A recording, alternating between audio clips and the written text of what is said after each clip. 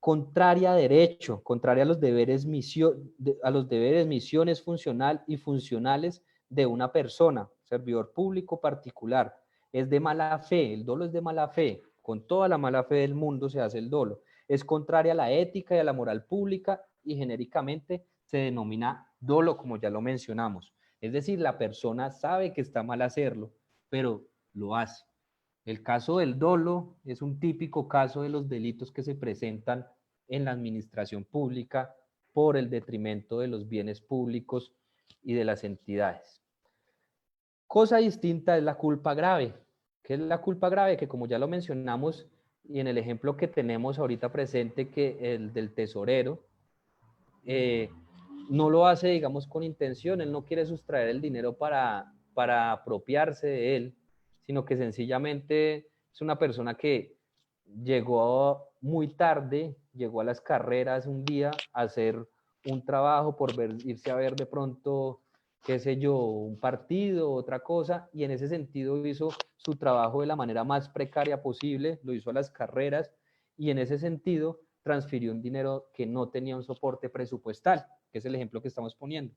Un dinero que no tenía un soporte presupuestal, no tenía una justificación, porque como no hay soporte presupuestal, no hay una justificación, una necesidad de la entidad pública de haberse transferido ese dinero.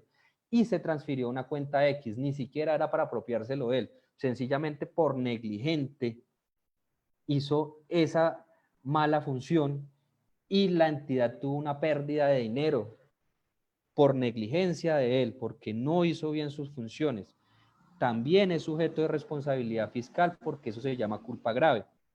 El concepto que está aquí anotado, 2014, EE 0173363 del 5 de noviembre del 2014 de la Contraloría General de la República, menciona lo siguiente: para efectos de mencionar el dolo culpa grave se recurre a la jurisprudencia, la cual a su vez se remite a la doctrina para su conceptualización.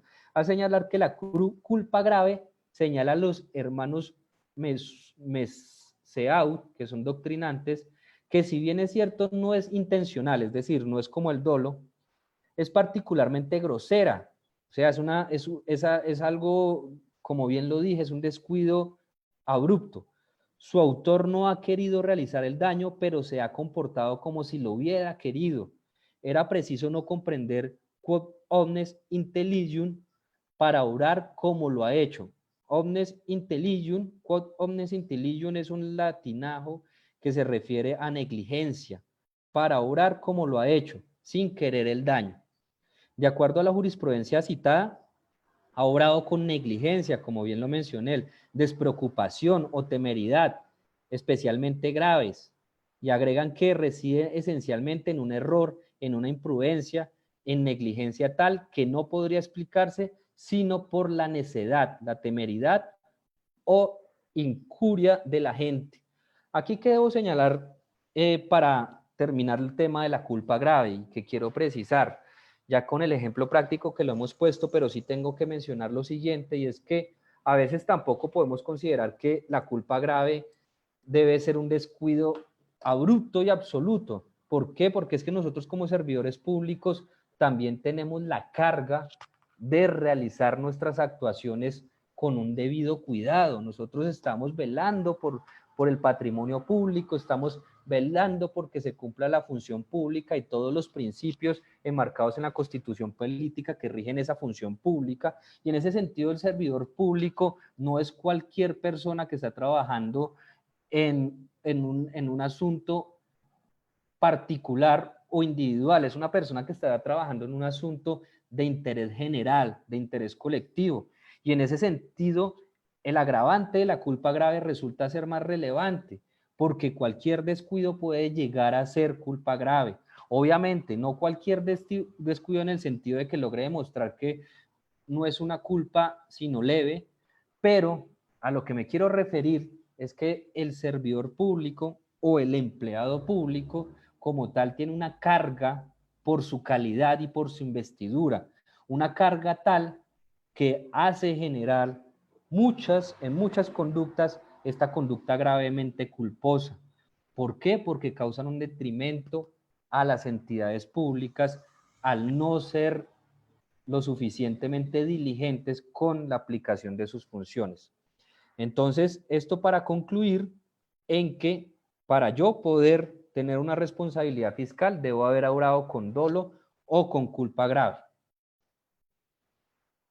De los elementos que veníamos hablando, ya tocamos el primer elemento. Voy a devolverme un poquito para que los veamos. El primer elemento referido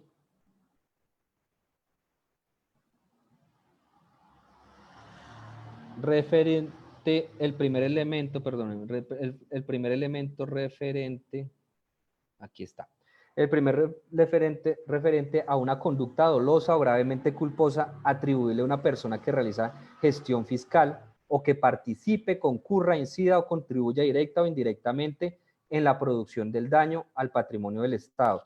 De este elemento ya nos quedó claro que es una conducta dolosa o gravemente culposa atribuirle a una persona que realiza gestión fiscal. Y que no es solo directamente el que realiza la gestión fiscal, sino que también el que participa o concurra o contribuya en esa conducta, que no tiene que ser directamente el representante legal, sino que también puede ser cualquier servidor público que de alguna u otra manera pudo evitar ese daño. Ahora bien, el segundo elemento es el daño patrimonial al Estado. El anterior elemento, como lo estamos viendo, tiene un componente muy subjetivo, que fue lo que hablamos de mirar si hubo dolo o culpa grave y una serie de elementos de la psiquis de la persona, cómo actuó, con qué intención. Este elemento que se refiere al daño patrimonial ya tiene una connotación más objetiva que subjetiva. Objetiva en el sentido que la persona o el operador que va a fallar con responsabilidad fiscal o sin responsabilidad fiscal, el que está haciendo el análisis, debe considerar que haya un daño en el sentido material, es decir, en el sentido sustancial, que las pruebas logren demostrar que en realidad hubo un detrimento, un desmedro, una disminución en la entidad pública ante la que se está adelantando un proceso de responsabilidad fiscal. Voy a permitirme leer el artículo 6 de la Ley 610 de 2000, que señala lo siguiente: para efectos de esta ley se entiende por daño patrimonial al Estado la lesión del patrimonio público, representada en el menoscabo. Voy a volver a leer una serie de verbos que el legislador aquí en este artículo también es muy extenso para no dejar por fuera casi que nada, y dice: el menoscabo, la disminución, el perjuicio, el detrimento, la pérdida o deterioro de los bienes o recursos públicos. Es decir, acá yo voy haciendo pausas para ir explicando el artículo. Cuando hablo de recursos públicos, estamos hablando obviamente de los fondos que tienen las entidades públicas, o también estamos hablando de bienes públicos. Es que no solo es recursos públicos, también pueden ser bienes públicos que están a cargo de las entidades. Puede ser una casa, puede ser un vehículo que es propiedad de una entidad pública. También los bienes, cuando hay un mal uso, cuando obviamente ahí tiene que demostrarse en un proceso de responsabilidad fiscal, pero este tipo de bienes, cuando generan un daño porque el bien se perdió, generan una responsabilidad fiscal en la persona que se logre demostrar que cometió ese daño, o a los intereses patrimoniales del Estado. Voy a continuar leyendo. Producida por una gestión fiscal. Esto que se encuentra en azul fue lo que le agregó el decreto ley 403 de 2020, decreto que salió, como bien lo dije, ahora en marzo de este año.